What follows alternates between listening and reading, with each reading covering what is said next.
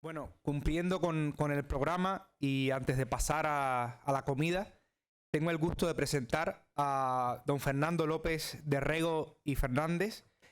Tras licenciarse en Derecho en la Universidad de Barcelona, con el mejor expediente de su promoción, ejerció la abogacía en el bufete de Óscar Alzaga y Gregorio Marañón aquí en Madrid y en la oficina de Barcelona. En 1982, Fernando López de Rego entró al servicio de la Unión Europea y participó inicialmente como miembro del servicio jurídico en varias tareas preparatorias que condujeron a la adhesión del Reino de España a la Unión Europea.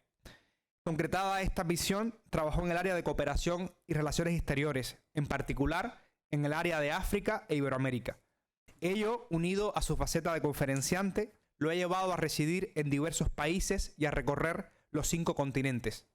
Ha impartido conferencias, cursos y seminarios sobre temas políticos, jurídicos, sociológicos y espirituales en numerosas ciudades de España, así como de Alemania, Argentina, Bolivia, Bélgica, Chile, Chipre, Cuba, Ecuador, Egipto, Eslovenia, Eslovaquia y Estados Unidos, por solo mencionar algunos. Tras el éxito de la crítica y los lectores de su libro Teresa de Calcuta, La persona, fue seguido de otro libro, Isabel, una mujer sin miedo, y ahora incursiona en un tema que suscitó vivamente su interés desde hace años, tanto por las peculiaridades únicas de Cuba en materia religiosa, como por no haber sido tratado antes con un carácter tan exhaustivo en una sola obra, y por la facilidad para la investigación en el terreno que supone la vinculación personal que tiene Fernando con nuestro país caribeño. En lo personal es un gran amigo al que tengo gran estima, y recuerdo cuando hacía mi tesis de maestría sobre el hecho antropológico de la migración cubana, que utilicé mucho este libro, que en parte no solo es un libro historiográfico, sino que además tiene un gran valor cultural y principalmente antropológico. Creo que Fernando, desde una mirada como experto y sobre todo como de una mirada exterior, va analizando el hecho religioso en Cuba, y me gustó mucho sobre todo porque no se centra solo en la Iglesia Católica, si bien es cierto que es la institución que ahora mismo tiene más fuerza en el país, sino que analiza el hecho religioso en su conjunto. Porque como todos sabemos, Cuba, como esa amalgama cultural que es, no solo tiene la presencia católica cristiana, sino que además tiene otras instituciones y confesiones que están presentes y que tiene también sus devotos en la isla. Este libro en su conjunto pues analiza ese hecho histórico e intenta poner la lupa en un reflejo de la sociedad cubana, y que no ha estado, como ya han comentado los que me han antecedido, que no ha estado exento ni de errores ni de excesos a la hora de analizar lo complejo que ha sido los últimos 63 años en la historia del país. Entonces, sin más dilación y con esta presentación, le doy la palabra a Fernando López de Rego. Y muchísimas gracias, José Ahmed, por esta presentación, por tu amistad y por la invitación para estar aquí y la oportunidad de presentar el libro. La verdad es que me siento un poco abrumado porque después de la brillantez y lo sustancial de las intervenciones anteriores, pues ahora venir a presentar mi libro me da casi un poco de vergüenza, pero en fin, no me queda más remedio porque está en el programa. Muy brevemente, me gustaría, antes de entrar un poco en la materia de presentar el libro, una palabra brevísima de homenaje a ese gran poeta, a ese gran compositor, a ese gran cantante, cantautor, esa gran persona de buena voluntad, Pablo Milanés, que acaba de fallecer hace unas horas aquí en esta ciudad de Madrid.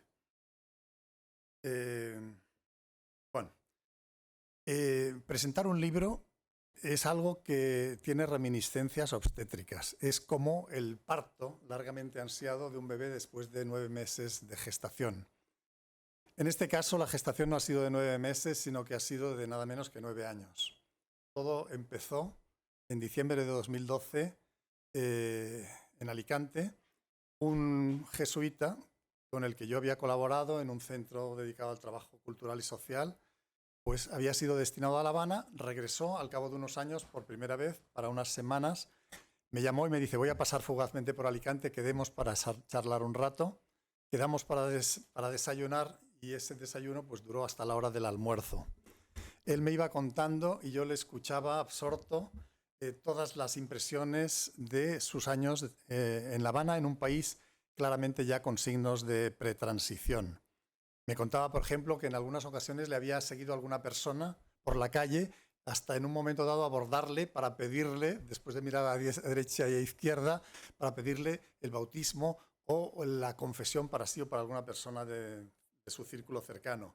Me contaba también que en la iglesia habanera, en el corazón de La Habana, en donde celebraba las misas, a veces veía que había personas al fondo, totalmente ajenas a la liturgia, sentadas durante todo el tiempo de la misa, y cuando se acercó en algunas ocasiones a saludarles y a entablar conversación, bueno, pues se dio cuenta de que estaban allí en realidad porque se les había caído el paradigma ideológico en el que habían enmarcado su vida y iban a un templo, en el fondo, semiconsciente o inconscientemente, pues como para exponerse a una posible nueva cosmovisión que llenara el vacío existencial en que se encontraban sumidos. También me hablaba de las dificultades en tono jocoso que supone la pastoral de la Iglesia en Cuba, de la Iglesia católica, por la gran imbricación, la gran sincretización que existe entre el catolicismo y la santería. En fin, me iba contando cosas a cual más interesante hasta que finalmente le interrumpí y le dije, oye, esto tendrías que ponerlo por escrito, algunas de estas cosas, porque estoy seguro de que igual que me están interesando muchísimo a mí, interesarían también a otras personas. Inmediatamente me dijo, dice, yo lo de escribir eso ni me lo planteo, pero te sugiero que lo hagas tú y además te ofrezco pues nuestro acompañamiento y toda la ayuda de que nos sea posible en Cuba. Bueno, yo lo tomé como una improvisación en el marco de una conversación que en realidad no tenía ningún recorrido, puesto que yo no tenía una trayectoria de estudio sobre Cuba en ese momento, para nada. Pero es que al cabo de unos días voy a casa de unos amigos para una tradición muy alicantina, el Roscón de Reyes, el 5 de enero. Me encuentro con Manolo, un político bastante conocido, pero que además es un gran experto en Cuba, ama a Cuba profundamente y que ha viajado al país más de 20 veces porque estuvo dirigiendo un gran proyecto de la cooperación española en Centroamérica y aprovechando la cercanía, pues iba mucho al ISEBIT, al Instituto Superior de Estudios Bíblicos y Teológicos de Iniciativa Protestante en La Habana, a participar en seminarios, a impartirlos. Entonces, bueno, me dice, estaba empezando el año, ¿de qué proyectos para este año? Entonces me acordé de lo de la conversación anterior y le dije, digo, mira, pues un amigo al que tú también conoces, él lo conocía, me ha sugerido que por qué no escribía algo sobre Cuba. Digo, supongo que sería una improvisación, una broma. Y entonces también se lo tomó muy en serio y dice, oye, adelante, métete con este tema que tiene muchísimo interés y además no hay, y él conocía bien el sector, ninguna monografía exhaustiva sobre el hecho religioso en Cuba. Había una lacuna, un vacío, no había ninguna monografía que de una manera omnicomprensiva tratara todas las manifestaciones del hecho religioso en Cuba. Había cosas sobre determinadas épocas, sobre determinadas confesiones, sobre determinadas figuras, algunos libros extraordinarios como este y los demás del profesor Uría. Me lo he traído para leerlo en el viaje de vuelta en el tren a Alicante, bajo dos banderas. Hay cosas extraordinarias de calidad, pero no un enfoque omnicomprensivo. En vista de que ya eran dos personas que me lo sugerían, me lo tomé como una señal y empecé a leer e informarme. Y lo primero que hice fue constatar que efectivamente Manolo tenía razón, que probablemente por razones históricas Cuba es de los países con una mayor originalidad y diversidad de manifestaciones del hecho religioso en el mundo, sino el que más. Y me di cuenta además, pude constatar, porque hice una investigación ad hoc, que efectivamente no había ninguna monografía, ninguna obra omnicomprensiva sobre todo el hecho religioso en Cuba. Decidí meterme en el tema, pero decidí también desde el principio que no sería un libro basado sobre otros libros, sino que tendría mucho terreno. Y ahí pensé, por tanto, que había que viajar a Cuba e idealmente hacerlo, pues no solo por las conversaciones que yo propiciaría, sino también por ahorrarme los hoteles en una parte, pues ir a conventos, a comunidades, etcétera, etcétera. Y ahí, bueno, buscando alguien que me pudiera asesorar sobre el particular, es donde conocí a Elna, cubana, que estaba de vacaciones de visita en España, unas semanas, hoy mi esposa, y a la que él va dedicado el libro, y sin la cual el libro no se hubiera podido hacer en absoluto. He dicho una cosa bastante drástica, y es que Cuba es probablemente el país del mundo con mayor variedad y originalidad en la manifestación del hecho religioso. Una afirmación tan drástica requiere pues, una justificación. La justificación está en que por razones históricas es así. El etnólogo cubano por antonomasia, Fernando Ortiz, dio una conferencia en la Universidad de La Habana el 28 de noviembre del 39 que se titulaba Los factores humanos de la cubanidad.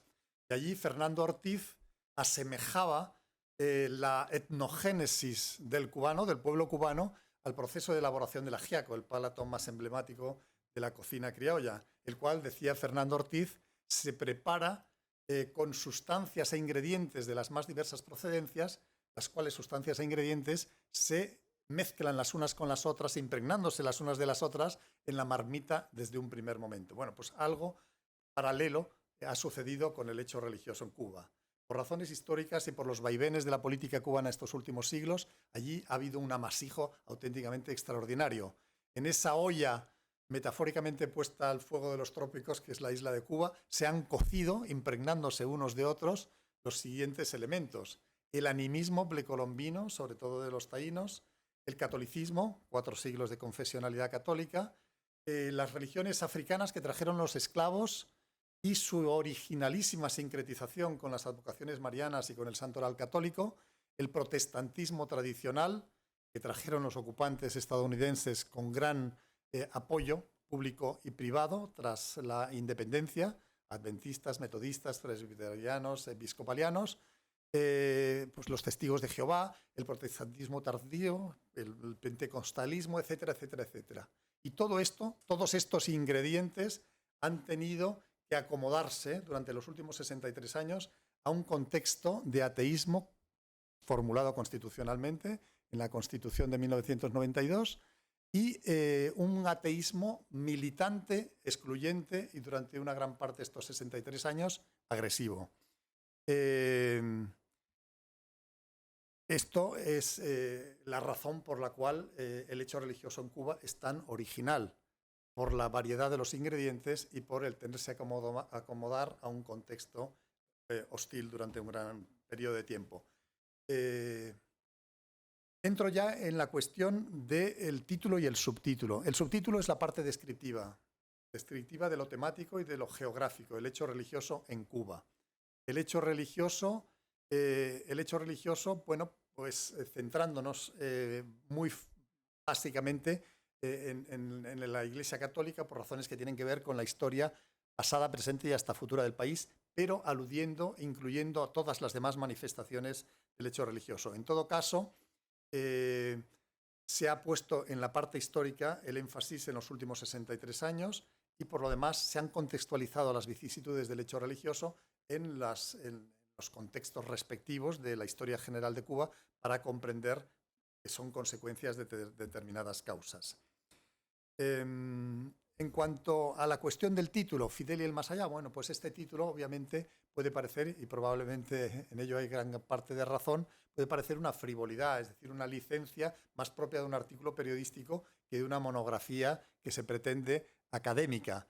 Pero no está del todo injustificado el haber antepuesto el título de Fidel y el más allá. Es por una razón muy sencilla, porque en los 50 años que van desde el 1 de enero del 59 hasta el 28 de febrero de 2008, aunque por razones de salud Fidel Castro renuncia a la jefatura del Consejo de Estado y del Consejo de Ministros y 3 años más tarde al cargo de primer secretario del Partido Comunista de Cuba, durante esos 50 años todo en Cuba lo decidió personalmente Fidel Castro. Decidió absolutamente todo, y no solo en materia política, sino en materia económica, en materia militar, en materia técnica, decidiendo a veces sobre cuestiones que son totalmente nimias, sobre detalles totalmente secundarios. Fidel Castro, creo que con más fundamento que el Rey Sol, que Luis XIV, podría haber dicho: el Estado soy yo. Él decidía absolutamente todo. Una anécdota. En cierta ocasión, un grupo de dirigentes viajó de Camagüey, la provincia centro-oriental de Camagüey, a La Habana para hablar de la economía de la provincia de Camagüey, para hablar con Fidel Castro. Para todos los que viajaban era obvio que la propuesta que tenían que hacer era volver a la ganadería. A alguien, no lo cito, se le había ocurrido, entre otras extravagancias económicas que ha tenido a lo largo de la historia, se le había ocurrido sustituir la ganadería en la sabana camagüeyana por el cultivo del algodón, por el cultivo extensivo del algodón. Luego resultó que por razones climáticas el algodón no maduraba, por así decirlo, de una manera uniforme, no se podía maquinizar la agricultura del algodón en Camagüey fue un desastre total. La propuesta que llevaban era volver a la ganadería, lo cual estaba muy justificado, entre otras cosas, porque en Cuba se estaba pasando hambre en pleno periodo especial. Se había bajado a 2.000 calorías por habitante, habían aparecido las neuropatías, los problemas de vista, tantísimas cosas, por los problemas inducidos por el periodo especial en tiempo de paz. Y la vuelta a la ganadería era una propuesta obvia para todos los que viajaban a La Habana.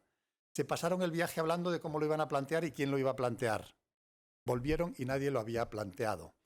Fidel Castro intimidaba a su entorno.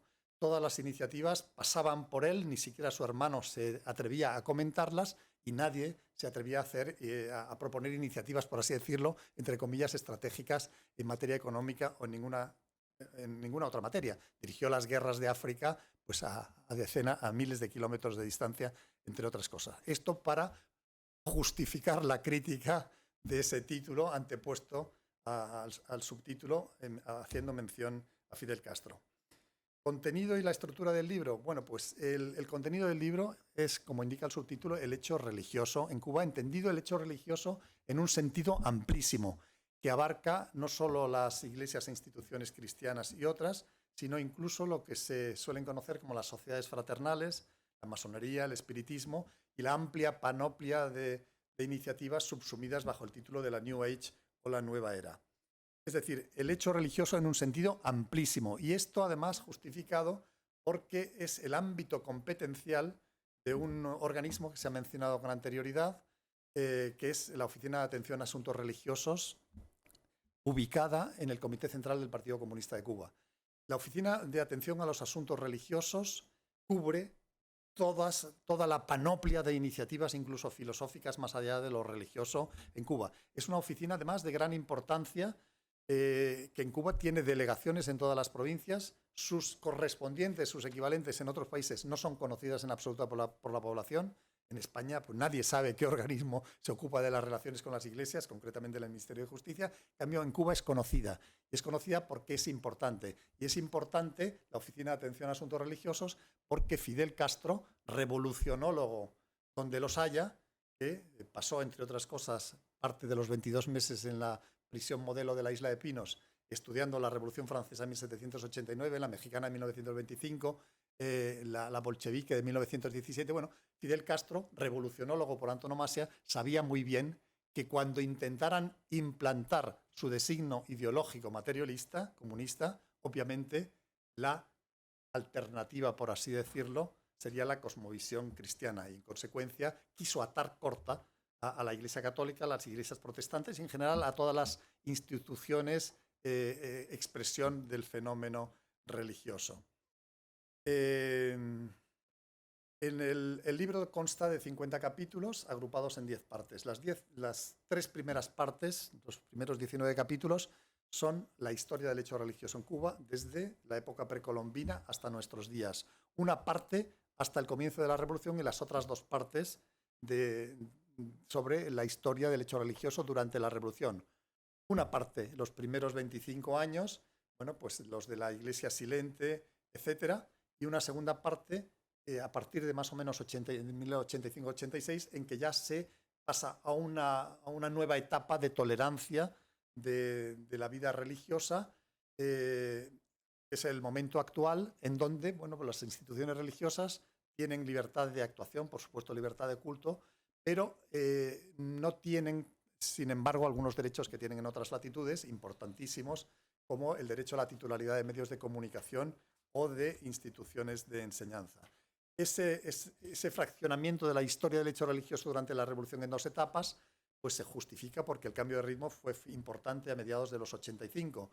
Contribuyeron a ello, por supuesto, el ENEC del 17 al 23 de febrero del 86, la publicación del libro de Frei Beto, Fidel y la religión, en donde de repente la religión ya no era un tema tabú.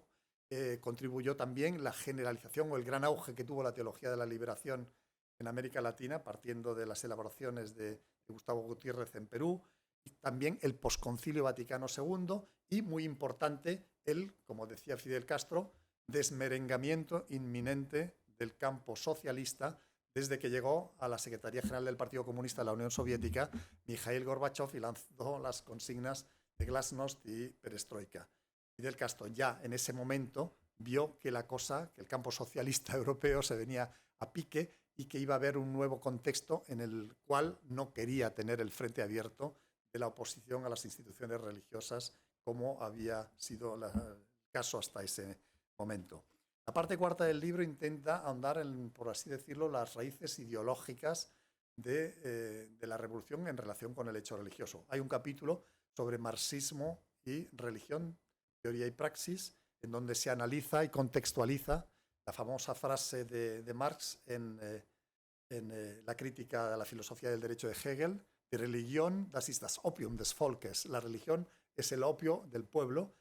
Una frase totalmente descontextualizada en la utilización que se ha hecho de la misma, puesto que Marx tenía una posición bastante matizada sobre la religión, y en ese caso concreto, cuando dijo la religión es el opio del pueblo, lo hizo en un contexto de metáforas, por así decirlo, laudatorias hacia la religión. La religión es el corazón de un mundo sin corazón, la religión es el alma de un mundo sin alma, la religión es el alivio y el suspiro de las clases maltratadas, etcétera, etcétera. Es decir, utilizó la frase la religión es el opio del pueblo en sentido positivo, un alivio frente al dolor, como lo habían utilizado ya Hegel o Heinrich Heine, que habían formulado esa misma frase con anterioridad. En fin, luego llega Lenin y en su libro Religión, en un manual para militantes del partido, se limita a la literalidad de la frase y declara la incompatibilidad entre la fe y la militancia comunista. En fin, aquí me estoy haciendo una digresión que no viene mucho al cuento. Luego vienen en esa misma parte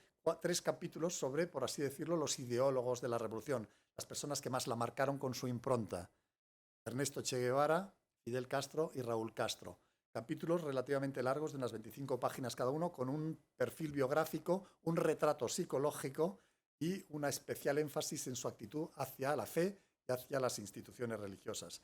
Y cierra esta parte un capítulo sobre topónimos, nombres propios y calendario durante la Revolución, con toda una serie de anécdotas, como por ejemplo la anécdota, si se le puede llamar así un poco frívolamente, de que la Cuba comunista fue más lejos de lo que fue en materia de calendario ningún país comunista de Europa del Este. Se suprimió la Semana Santa, que se sustituyó por la Semana de Girón, y se suprimió la Navidad sobre pretexto de la zafra de los 10 millones en 1970.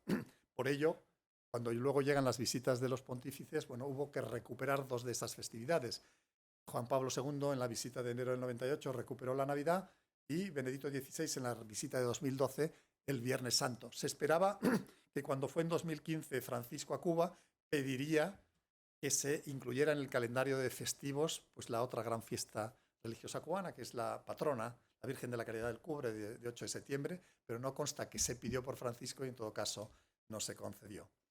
Las 3 partes que siguen, quinta, sexta y séptima del libro, son sobre la Iglesia Católica: institucionalidad, actividad, relaciones con el mundo. Institucionalidad, bueno, pues diócesis y episcopado, suerte de las congregaciones, los seminarios, las vicisitudes de la Anunciatura Apostólica, los movimientos eclesiales en Cuba.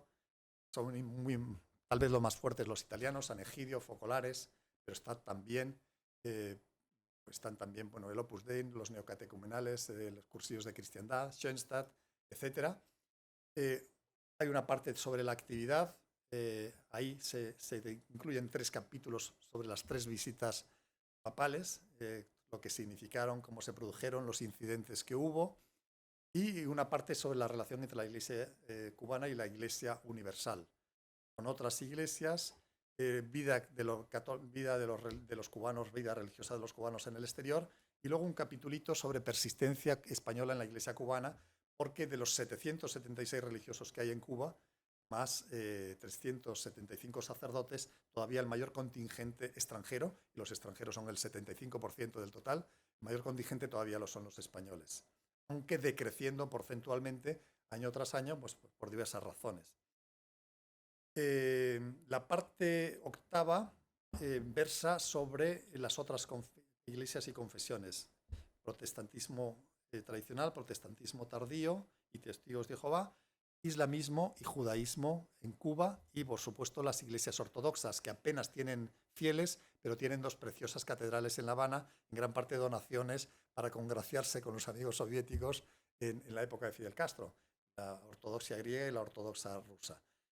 capítulos sobre el islamismo y capítulos sobre el judaísmo en Cuba, sobre todo aludiendo a su trayectoria histórica respectiva y, en fin, y a su actividad en estos momentos en el país. La parte novena, en 4 capítulos, trata de la religiosidad de origen africano. El esclavismo en Cuba, primer capítulo, especificidades del esclavismo en Cuba, empezó más tarde, pero también terminó más tarde que en el continente.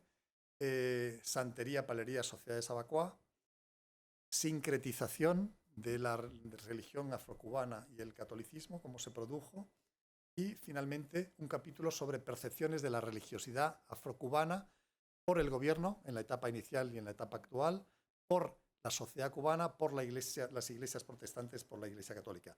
Y cierra el libro, la 10ª parte, con 3 capítulos sobre la masonería en Cuba, sobre el espiritismo en Cuba, bueno, masonería y espiritismo que tienen una gran presencia. Hay 321 logias masónicas, 27.000 masones en Cuba, pero en fin, extraordinariamente infiltradas desde un primer momento y que son unas sociedades de ayuda recíproca y de servicio a las comunidades respectivas donde están ubicados. El espiritismo tiene también una grandísima presencia en Cuba. Tal vez es el país en donde hay más espiritismo per cápita del mundo después de Brasil y además, sino de todo lo que se produce en Cuba, pues muy sincretizado con la religiosidad afrocubana. Hay distintas modalidades del espiritismo que no están en otros países. El último capítulo es sobre la New Age, la nueva era. Sobre eso, por supuesto, no encontré absolutamente nada de bibliografía. Es un producto totalmente del terreno. Pero es interesante hablar de la New Age, de la nueva era en Cuba, por sobre todo el modo en que penetró en el país. Un país en el que solo entra lo que se permite que entre. Pues bien, la New Age entró y está bastante boyante en Cuba. Y entró en la época del periodo especial. Como no había dinero para insumos y equipos médicos, tras la elaboración de un informe sobre un instituto ideológicamente de la confianza del gobierno, que concluyó que no había contradicción entre las medicinas de origen oriental y los ideales de la revolución, se permitió la llegada pues, de la acupuntura, de la moxibustión, del tai chi, del shiatsu, etcétera, etcétera, etcétera. Toda una serie de cosas que en gran parte eran medicina preventiva o medicina paliativa, pero que no costaban dinero. Pero a través de esas prácticas de medicina entraron los paradigmas filosóficos subyacentes y están en Cuba con bastante esplendor, con bastante generalización en cuanto a su utilización. Y de hecho, en cuanto a las prácticas de medicina natural, pues están ya, hay departamentos de medicina tradicional y natural prácticamente en todas las provincias de Cuba. Fuentes, bueno, obviamente, pues en un ladrillo como este hay fuentes escritas abundantes, monografías, los libros del profesor Uría, buenísimos, me los he leído con muchísimo interés, en fin, hay mucha bibliografía, de hecho hay 615 notas a pie de página. Los primeros libros me los regaló el cardenal Juan de la Caridad García Rodríguez. Me los regaló y me dijo, pero este es el que tienes que leer primero. La voz de la Iglesia en Cuba, 100 documentos episcopales, un consejo muy bueno. Se hablaba antes del arzobispo Meurice como hombre lacónico. Bueno, pues yo creo que al laconismo no hay quien gane al cardenal Juan. En fin, me regaló una serie de libros a regañadientes y además sin mirarme, como haciéndome sentir despreciado. Y era porque sabía que estaba emprendiendo una relación con mi futura esposa, que era una colaboradora jurídica y en la pastoral penitenciaria y demás del arzobispado, y veía que me la traía a España, cosa que no le hacía ninguna gracia. Pero en fin, me regaló los libros, es decir, por lo menos mantuvo unas formas a ese respecto. Pero la especificidad del libro no está en las fuentes escritas, sino en el trabajo de terreno. Han sido 7 largos viajes a Cuba desde 2013, más de un año de permanencia en Cuba. Bueno, pues casi todos los días salgo a la calle cuando estoy en Cuba con un libretón, como este, por ejemplo, y un par de bolígrafos para ver si la calle pues me proporcionaba algún elemento que pudiera ser útil para el libro. Y cuando vas tan abierto, y ya con la libreta de los bolígrafos en el ristre, muy frecuentemente sale algo de interés. Han sido, yo creo que más de 200 conversaciones con obispos, con sacerdotes, con seminaristas y sus 3 formadores en los 3 seminarios de Cuba, Santiago, Camagüey y La Habana, con laicos, con pastores de diversas confesiones religiosas, bueno, en las sinagogas de La Habana, en la comunidad judía de Camagüey, en La Vigía, en la sinagoga junto a la Iglesia de Cristo en Camagüey, en fin, en la mezquita de La Habana, varias visitas, 4 o 5 veces cada uno de ellos. Hemos asistido, bueno, hemos ido a visitar a santeros, etcétera, etcétera, etcétera. Y luego, bueno, conversaciones con periodistas, politólogos, historiadores, profesores de universidad y cubanos de toda condición. Y ya termino. El estilo redaccional del libro, pues he pretendido que sea ameno, fluido y periodístico para hacer la lectura agradable. Y el tono, pues el tono amable, por principio, con todo y con todos. Esta no es una obra encomiástica o denigratoria de ningún proceso, de ninguna persona, ni ninguna ideología, sino que es una obra con pretensiones de objetividad y de ser pues, una monografía básicamente académica, amena pero académica. Y por lo tanto se ha huido de los prejuicios, de las exageraciones, de las caricaturizaciones, etc. En relación con Cuba, prácticamente basta echar un vistazo de unos segundos a cualquier trabajo para que rápidamente se vea el sesgo del autor, normalmente radicalmente a favor o visceralmente en contra del proceso de los últimos 63 años. Aquí lo que se ha pretendido es sustraerse a todo eso y buscar la objetividad, narrar hechos y no emitir juicios de valor. Los hechos, de hecho, hablan por sí solos normalmente mucho más que cualquier opinión. Si algo se ha pretendido con el enfoque es contribuir a que los estudios, los debates, los intercambios sobre Cuba se hagan con un espíritu de búsqueda de la verdad, de desapasionamiento, que cree un estilo, que sea una pequeña gota de arena que contribuya a que los debates y los estudios, los intercambios sobre Cuba, país ya muy queridísimo para mí, se hagan de la manera que mejor contribuya a una inevitable próxima transición constructiva y de reconciliación de todos los cubanos.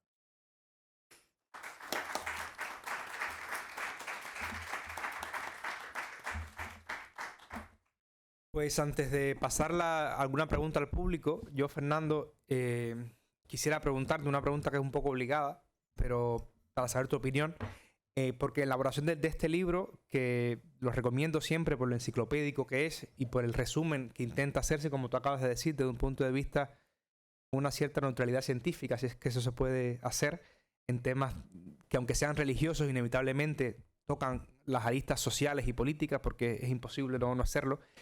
En estos 63 años que tú has visto para analizar el hecho religioso en Cuba, ¿exactamente has visto o cuál fue el momento o el hecho dentro del hecho religioso en Cuba que más te llamó la atención o que más curioso te pareció? O tú que has visitado otros países o tantos países durante tu labor diplomática, ¿qué fue el momento que más te ha llamado la atención o que más te ha causado curiosidad por lo singular? Bueno, si me permites, 2 momentos. 2 momentos, a ver. Uno, el ENEC. Es decir, el ENEC fue un proceso, porque no solo el documento final, que es un documento extraordinario, de una grandísima altura, sino el proceso de 5 años que llevó al ENEC desde que se lanzó en una convivencia de sacerdotes en el Cobre, cuando, ¿cómo se llamaba aquel jesuita? Sí, las reflexiones que decía, bueno, un jesuita. Era una reunión para comentar los resultados de Puebla, de la última reunión del CELAM, y entonces un jesuita, que ahora no me acuerdo de un nombre, sí, él dijo, ¿y por qué no hacemos un pueblita en Cuba? Ese fue la voz de partida del ENEC. Entonces el ENEC fue una reflexión extraordinaria, en fin, yo creo que algo único en la historia de la Iglesia en Cuba. Y único por todas las fuerzas que movilizó, por la reflexión que supuso, por el documento final y porque se pasó de la Iglesia silente, pasiva, ante todo lo que se le estaba viniendo encima, a una Iglesia que redefinió su rol en un contexto que era el que existía y que era un dato objetivo con el que había que lidiar. Eso yo creo que removilizó a la Iglesia, la sacó, por así decirlo, de su enclaustramiento. Era una Iglesia simplemente de administración de sacramentos, de rutina, por así decirlo, sin actividad, puertas afuera. A partir de ese momento se convirtió en una iglesia misionera, una iglesia que salía, una iglesia que quería dialogar con su contexto, etcétera, etcétera.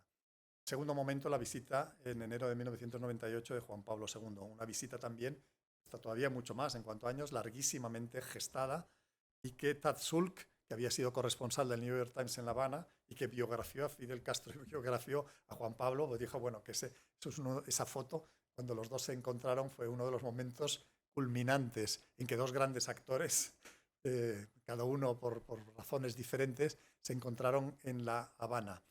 Esa fue una visita auténticamente extraordinaria porque los actos con Juan Pablo II en Cuba, y en 5 días visitó, bueno, creo que 4 diócesis, etcétera, etcétera, fueron, después de muchísimos años, de muchas décadas, la primera vez en que había manifestaciones de masas que no eran convocadas por el Partido Comunista. Por primera vez se respiró un ambiente de libertad. O sea, por primera vez, cuando yo hablaba con la gente en Cuba, bueno, se echaban a llorar, rememorando lo que había sido aquel momento. Hubo una misión casa por casa para llevar carteles de la visita a la gente. Mucha gente aprovechó para pedir el bautismo de sus hijos y de sus nietos sobre la marcha. Hubo un antes y un después con motivo de esa visita. Luego vino una visita en 2012 de Benedicto XVI completamente distinta. Primero, porque no era la primera, sino la segunda, era con motivo de los 400 años del hallazgo de la imagen de la Virgen de la Caridad del Cobre.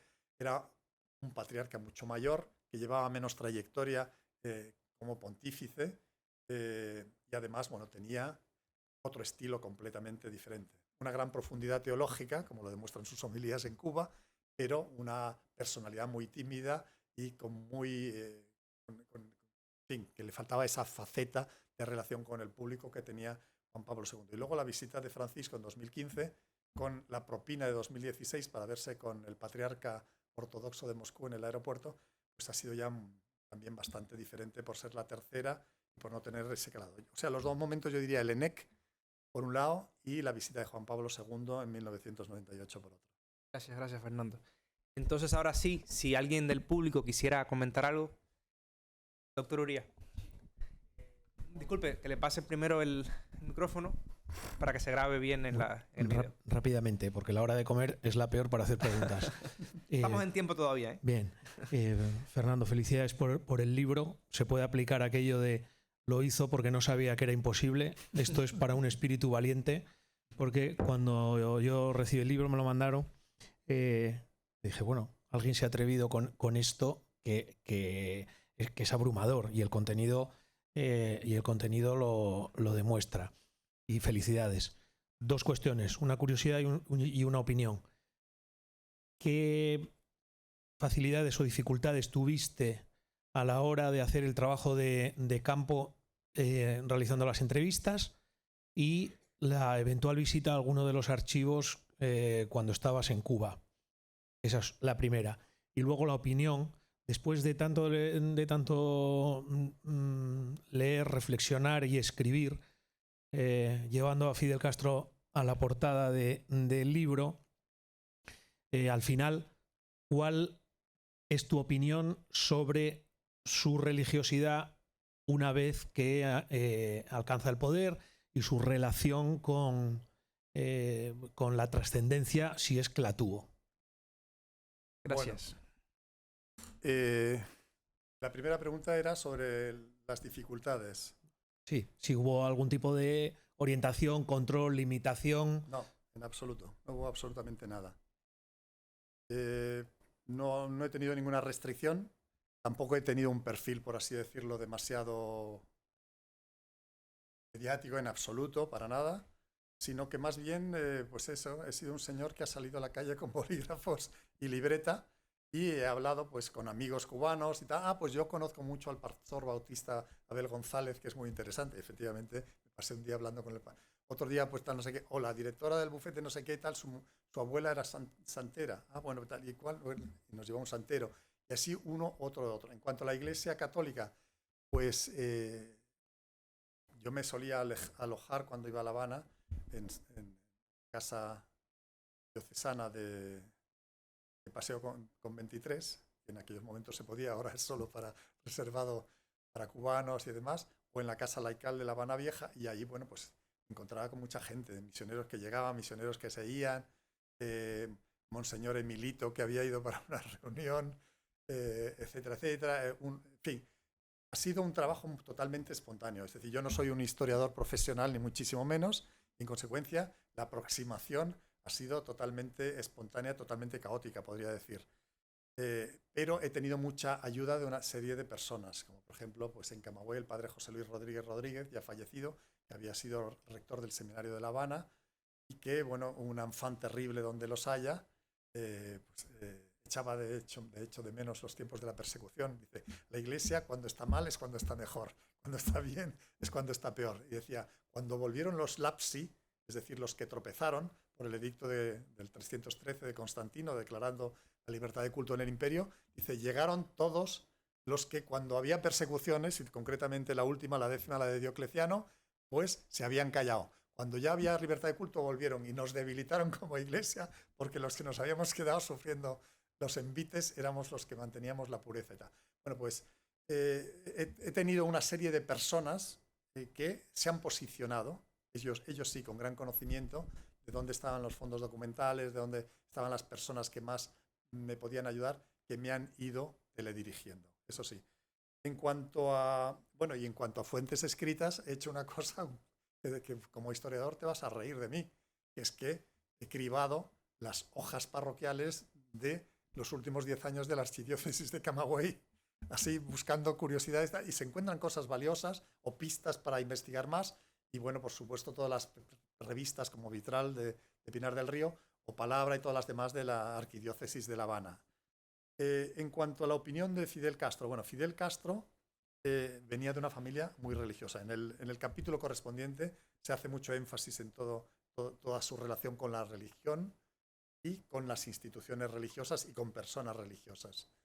Él venía de una familia muy religiosa, sobre todo por parte de madre, pero en fin, su padre también se confesó y comulgó antes de morir, y en su familia había en Virán unas prácticas que hoy serían totalmente insólitas de lo que se hacía diariamente en esa familia. Él fue primero a Santiago de Cuba, a los hermanos de La Salle, luego a los jesuitas, y luego cuando se volvió le pidió a su padre que le mandara al colegio que estaba considerado mejor de Cuba, que era el colegio de los jesuitas de Belén, en La Habana, y allí que fue. Y allí hizo los últimos años de la secundaria, y allí salió como alumno destacado por su habilidad para el debate, por su habilidad como jugador de baloncesto, por su amistad con el maestrillo, un jesuita que fue el que le hizo un elogio por escrito cuando se graduó de la secundaria, que él se lo enseñaba a Fray Beto y a todo el mundo, le daba más importancia que a cualquier condecoración que le hubieran hecho. Pero Fidel Castro, hombre no sé qué, tal y cual, le auguro un gran porvenir, en fin. Luego, ¿qué pasa? Luego empieza a atizar a la Iglesia de una manera inmisericorde desde que toma el poder.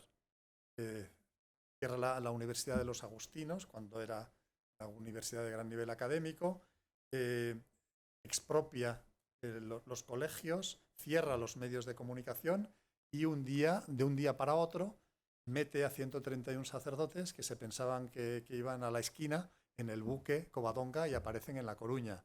Quedan, como tú dijiste en tu conferencia, de 880 sacerdotes en la Cuba. Y ahí empieza uno de los grandes problemas que tiene la Iglesia en Cuba, que es la extraordinaria anemia sacerdotal. Primero por ese corte brutal que hubo de 880 y luego, bueno, por la antropología marxista y las dificultades para ir a los seminarios, etcétera, etcétera, más la modernidad que también pues provoca estragos a esos efectos vocacionales en todo el mundo y también en Cuba, etcétera.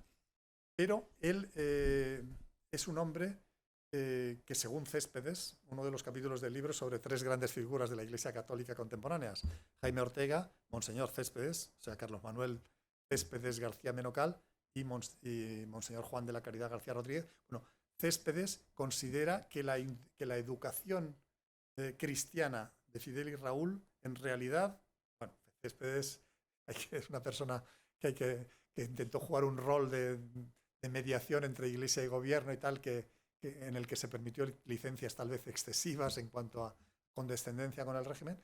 Bueno, pues él ve incluso en la formación cristiana de los hermanos Castro el origen de su motivación inicial de carácter social y por cambiar el estado de cosas. Pero el caso es que luego tiene una amistad con Frei Beto. Luego dice en visitas, por ejemplo, al cardenal Silva Enrique en Santiago de Chile, cuando estaba Allende en el poder, le dice, cuando le regala, dice el cardenal Silva Enrique, ¿le puedo regalar una Biblia? ¿No le molesta? Dice, ¿qué vas? Dice, si este es el libro que yo más he leído y releo, no sé qué y no sé cuántos. Y luego, bueno, finalmente ya cuando está fuera, está Raúl, que le ha sucedido, visita a Benedicto XVI Cuba, tiene una entrevista con Fidel y le pide a Benedicto XVI que le aconseje una serie de libros. A lo cual Benedicto XVI reacciona diciendo que no se los aconsejo, se los voy a mandar por la valija diplomática porque me la tengo que pensar bien. En fin, que luego una hija suya en Miami ha dicho que se acercó a la Iglesia en los últimos tiempos, cosa que no me parece muy creíble. Aunque, bueno, Raúl ha declarado, como el Papa Francisco siga así, voy a volver a la Iglesia y no estoy bromeando. Es decir, esa formación que han tenido, como muchas veces sucede, parece que resurge en los últimos años de la vida. Cuando la hija de Fidel Castro, la que dirigía, no me acuerdo cómo se llama este organismo para el tema de educación sexual, la hija de Raúl, que no es Débora, es la otra, es Mariela. Bueno, cuando Mariela dijo que se quería casar con su marido italiano, y entonces Céspedes se asusta y dice, bueno, esto, díselo primero a tu padre y si toda la familia está de acuerdo, veremos qué hacemos, si hacemos una bendición o lo que sea, tal cual. Entonces Raúl Castro, bueno, sacó toda la artillería y convocó a toda la familia a una fiesta de más de 100 personas para la bendición, que no podía ser boda, de su hija, ¿no? Entonces, han estado, sobre todo en la última época de sus respectivas vidas, Raúl ya tiene 91 años, pues flirteando, yo creo que con la fe. Eso es lo que creo que piensa, tanto un hermano como el otro. Después de haberla atacado inmisericordiamente, porque hubo un periodo, en los años 60, 70, etcétera, en que la persecución era inmisericordia, es decir, que el ser religioso era un término con connotaciones peyorativas para referirse al creyente, era algo que te estigmatizaba, que te impedía estudiar psicología, que te impedía estudiar medicina, que te impedía estudiar periodismo, que te ponía en una situación muy difícil en el centro de trabajo, etcétera. Padre Alberto Reyes Pías, que alguien lo ha citado en algún momento dado, cuenta en su biografía Historia de una resistencia, que no es una historia de una resistencia política, aunque hoy es tal vez el más connotado, pero en fin, es una historia de una resistencia a la vocación que sentía. Bueno, pues él cuenta cómo en su aula decían, los religiosos que se paren. Entonces tenían que parar, silencio sepulcral durante unos minutos, los religiosos que se sienten. Es decir, que en las universidades había lo que llamaban el cuente usted su vida, un formulario en donde tenías que dar todo tipo de datos íntimos, básicamente en relación con la religión, con la práctica religiosa, etcétera, etcétera, para filtrar al profesorado. Y hubo una época muy dura.